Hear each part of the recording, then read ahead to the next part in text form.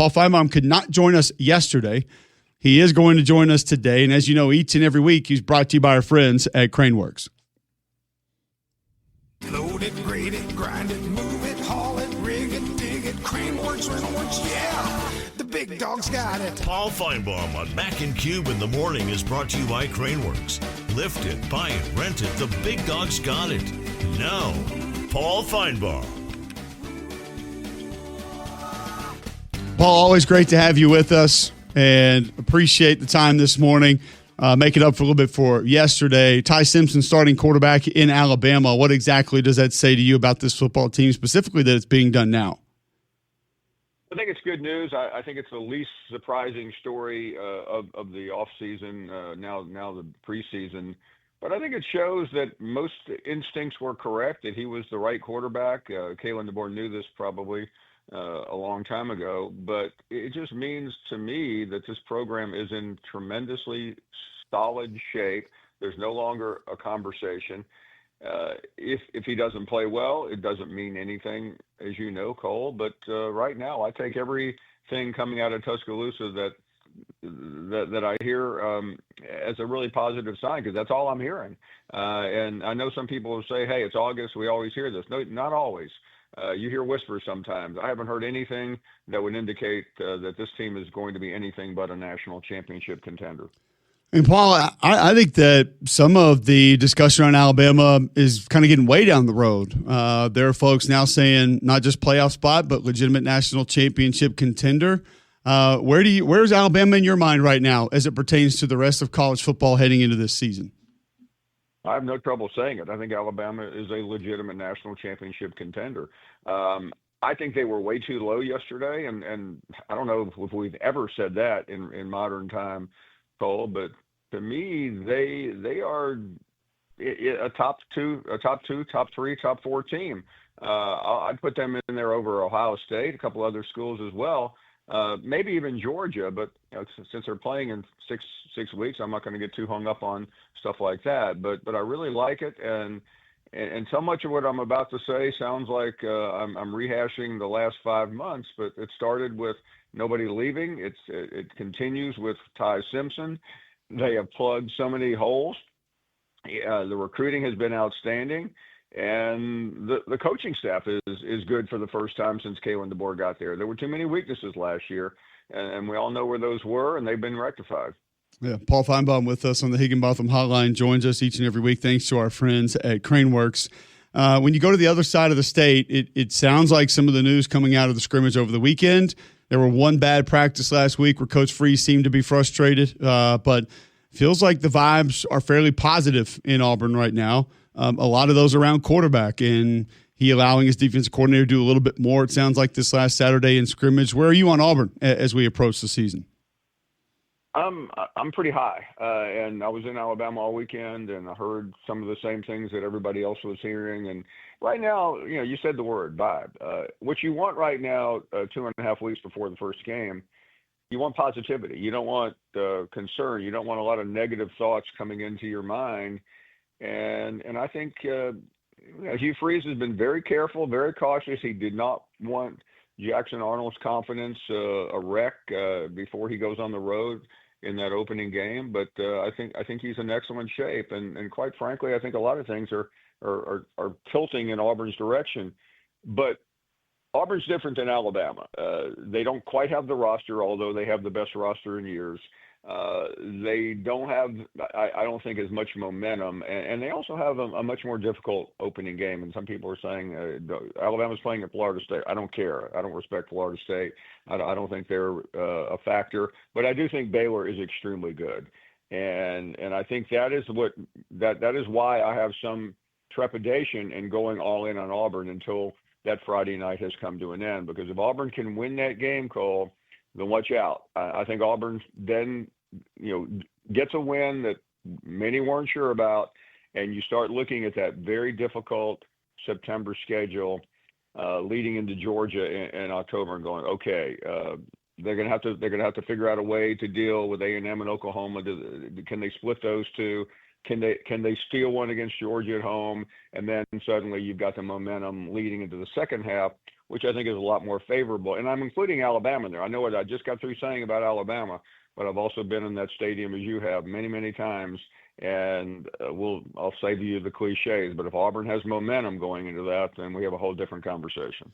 Is there a team, because we talked to you since SEC Media Days and maybe mainly at SEC Media Days, of this sort of middle of the pack in the SEC, how it feels like there's 8 to 12 teams that could finish 5th and 8 to 12 teams that could finish 11th or 12th.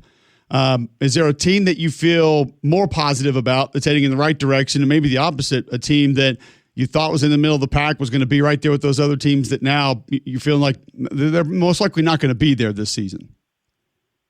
I really like A&M, and that is not a novel selection, but I continue to be impressed with Mike Elko. The school that I'm probably a little concerned about right now, relative to the ranking, Cole, is Florida. And, I feel like it's 2024 all over again with what I'm about to say, but I just don't like their schedule. I hate their schedule. And I think even though it looks like they've survived the Lagway conundrum with his health, and that's still something you have to watch. And I know what they have on the team, and I've heard about this guy and that guy, as you have. But you start facing those games, and that 4-game stretch, when the road game at Miami looks to me like the easiest game, that means you better watch out. It's definitely looking that way.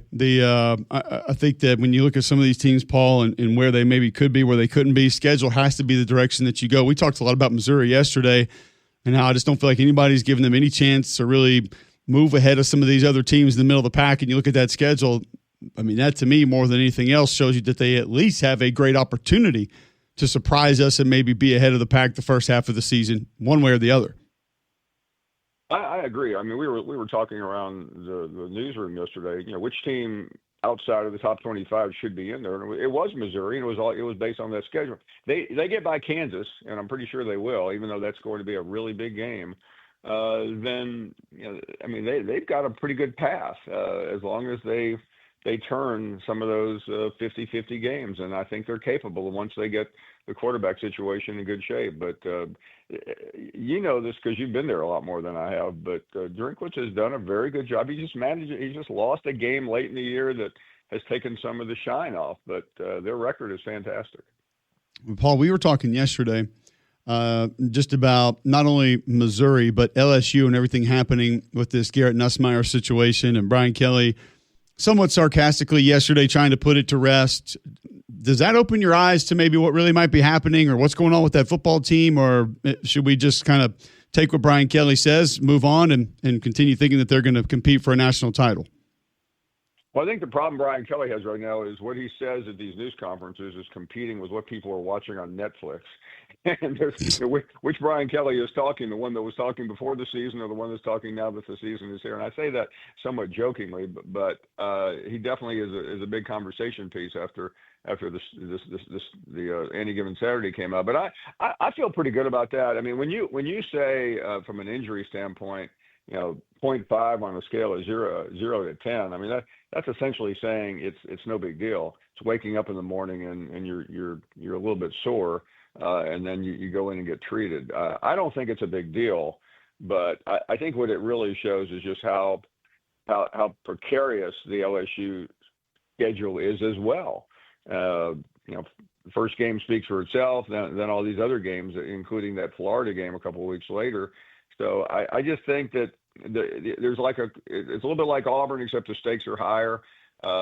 They get out of Clemson with a win, and expectations are going to just rocket around the world. And if they lose, it's probably the easiest prediction in the world what Labor Day morning is going to be like when it comes to LSU fans. They will be in a complete meltdown. Are you more surprised that Texas has never been number one in the preseason of the AP poll, or more surprised that they're number one and they're an underdog to Ohio State? I was pretty shocked because, you just have to think of Texas. But then again, Cole, every time we go out there, we realize how few national championships they've won.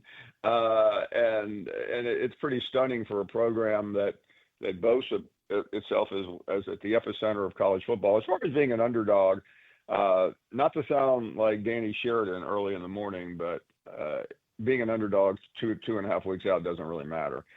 I thought they'd be a favorite going into that game. I think Ohio State's getting a lot of action because of who they are.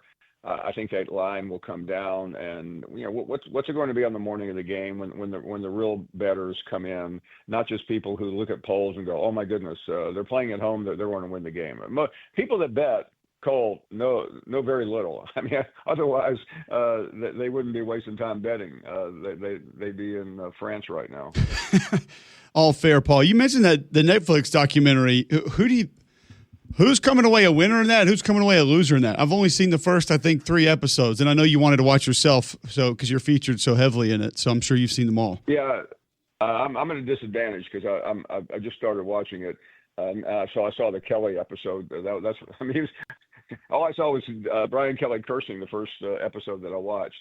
I think in many ways Diego Pavia has been the story.